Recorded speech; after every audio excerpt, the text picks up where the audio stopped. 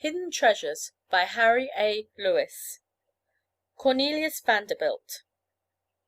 Vanderbilt, a synonym for wealth and luxury. Who indeed has not wished that he could have at least a small part of the vast wealth possessed by the Vanderbilts? Yet, when Cornelius Vanderbilt was a boy, he enjoyed far less privileges to make money than the majority who now look on and wish. But Cornelius Vanderbilt differed from other boys of his age. One difference was his strong determination. It was then, much as it is now, boys liked to spend their money and have a good time.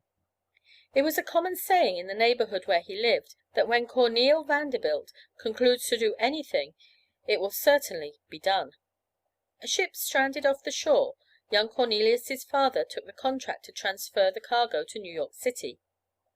This was a job requiring many teams and a force of men to carry the produce to a different part of the island, where they were to be taken by water to New York.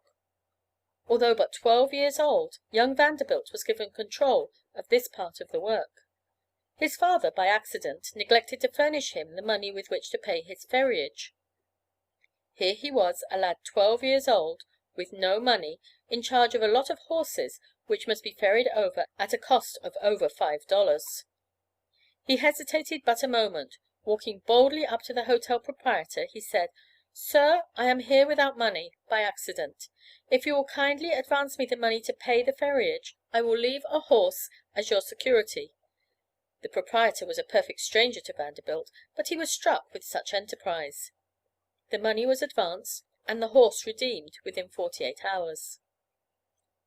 Vanderbilt wanted a small boat. On the 10th day of May, 1810, he went to his mother and asked for the money with which to buy it. There was a very rough piece of land on the parental farm which had never been plowed. His mother told him that if he would plow, drag, and plant that field to corn within 17 days, she would buy the boat for him. It was a hard job, doubtless. The mother considered it an impossible one. Vanderbilt, however, never seemed to recognize such a word as can't. He set about the work at once, and hard as it seemed to be, the task was accomplished, the boat was bought, and Vanderbilt was a happy boy. He had earned it.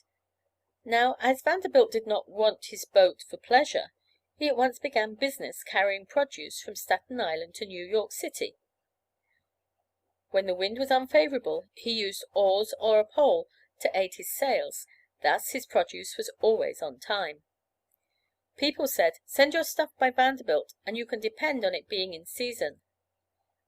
Now Vanderbilt had to give all of his earnings during the daytime to his parents, so he worked nights, but his father also required one half of what he earned nights. Thus his opportunities were not as great as one might think. He worked very hard, and at the end of 3 years it was found that Cornel Vanderbilt had saved for himself over or about $3,000, and the best of all, had earned the reputation of being the best boatman on the river. While others were smoking and drinking, having fun while they were young, for when would they if not then, Vanderbilt was either earning more money working overtime, or at least saving what he had earned, home asleep, recruiting for the next day's labor. He wished to marry a Miss Johnson, but could not unless his parents would release him from all parental restrictions. He was only 19, yet luckily for the young people, the lady was a favorite of the father. The desired permission was obtained, and henceforth Vanderbilt had the exclusive benefit of his labor. As he had begun, so he continued, and at the age of 23 he was worth about $9,000. In 1817 he became captain of the first steamboat that ever run between New York and New Brunswick, New Jersey, at a salary of $1,000 per year. His wife proved to be a helpmeet in the truest sense of the word, she at this time keeping hotel at New Brunswick and making no small amount herself. 7 years passed, and Vanderbilt was made superintendent of the company of which he had been an employee. If a man has ability and applies it, his talent will not remain hid under a bushel. His ability and indomitable energy brought the Gibbons line up to paying $40,000 a year. Seeing a chance, for which he was ever on the alert, he leased the ferry between New York and Elizabeth, New Jersey, for 14 years, put on new boats, and it became a very profitable venture. In 1829 he left the Gibbons line and began to operate on the Hudson and between New York and Boston, also on the Delaware River. He would start an opposition line, and either drive off the old line or effect a compromise.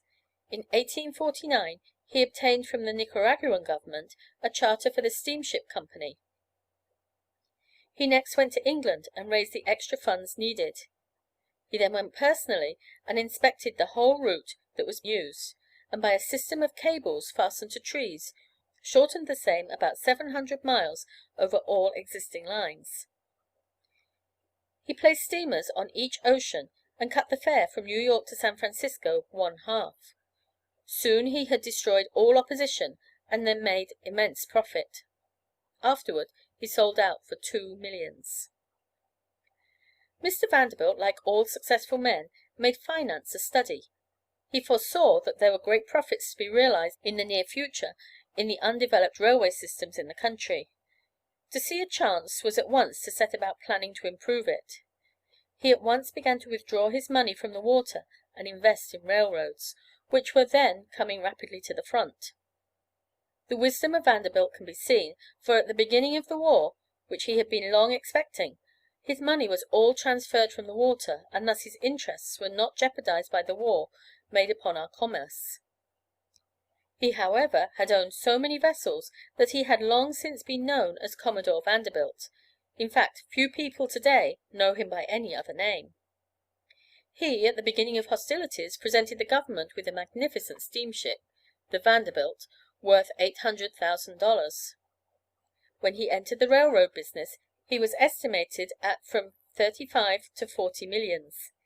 He had dealt somewhat in New York and New Haven, and now began to buy Harlem, when it was in a most helpless and depressed condition. He advanced a large sum to the company when it was in need, and for this, among other things, he was made its president in 1863. By judicious management and influences common in the street, he successfully ran Harlem from 30 to 285. Such a man was what the New York Central Railroad desired, and after this great bulling movement he became president of that road. All that was needed now was the Hudson River Road, and this he bought outright, becoming president of the New York Central and Hudson River Railroad, extending from New York to Buffalo. At one time there was a bill to be voted on at Albany. The bill was in the interest of Harlem. Mr. Vanderbilt was sure it would pass, but Daniel Drew, his antagonist, who ever fought Harlem or Central as they were against Erie, caused a counter-movement to be made, which defeated the bill. Vanderbilt heard of it, and of course was disappointed, but made no foolish protest with the treacherous Friends at the Capitol. In the meantime these people were selling Harlem short for future delivery, expecting that the stock would take a tumble when it became known that the bill was defeated. As before said, Vanderbilt said nothing, but quietly bought up every scrap of stock there was to be found loose. The fatal day came, but Harlem stood firm. The derelict assemblymen were thunderstruck when they had to buy at a greatly enhanced price, and many of the would-be victors were ruined.